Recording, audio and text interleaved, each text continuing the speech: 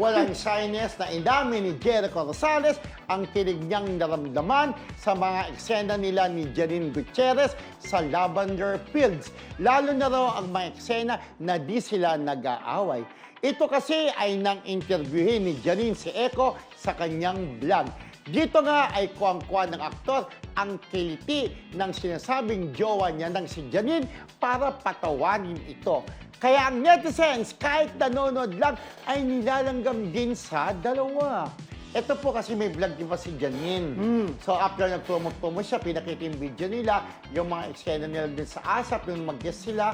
Ito nga, yung vlog niya. Meron doon mga tanong ang mga netizens sa nag-guest itong si Eco doon sa vlog ni Janice na tinanong niya ni Janine. Sabi niya, Jericho, ano ang paborito mong eksena sa Lavender Fields? Ang sabi niya, ang paborito ko, yung mga eksena na hindi tayo nag-aaway.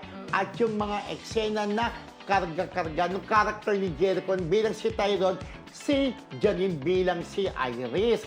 Ang sagot naman ni Janine, alam mo, pareho tayo nang naisip. Sabi niya. Kaya sabi niya, at kinikinig ako, sabi ni Jericho. So, ibig sabihin, talagang expected ni Janine na isasagot ni Jericho ay yung mga eksena nila na buhat-buhat siya ni Eco. Yun, tama siya. Na, kumbaga ang level kikiligin ka naman talaga kapag parehas. binubuhat Ay, naku, ka, nakikita no? mo pala nga sa Nakikiliti video, ka diba? pa. Kikiligin ka, pero ang tanong ko, bakit may cutex si Hindi, style lang niya yan. Hindi, meron ganun, di ba? Forma, style Hindi, niya alam yan. mo ba kung bakit? Bakit? Sabi ni Eco, Mildred, tingnan mo yung suot mong damit, kaya tinerno ko sa green na cutex ko. Ganon? Alam mo na. Kaya yun nga, talagang kinig-kinigan si Erico. Kinikinig Jericho. ako. Eco nga.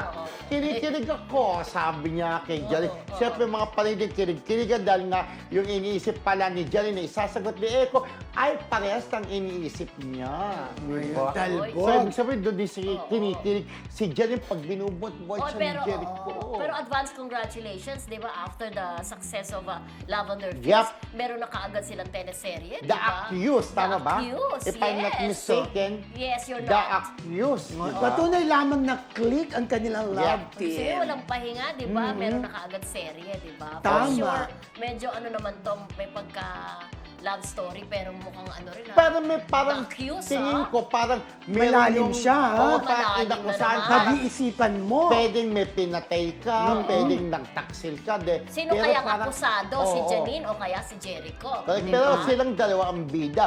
So, isa sa kanila ang akusahan, Nino. Oo, Nino. Diba? Yan, at yan ang At baka abangan yung nila. isa, abogado.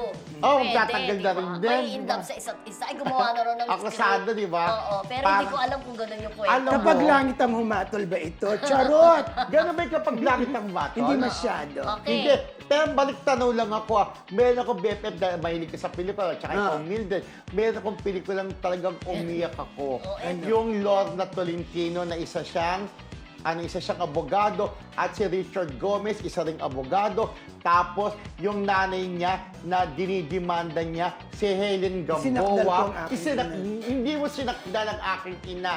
Basta ibang title na. Yung Ay, pala hindi. ang pumatay si Kailan Rita Go. mahuhugasan ang Yes, kasalanan? kailan mahuhugasan ang kasalanan crime Oo, in the alam ring. ko.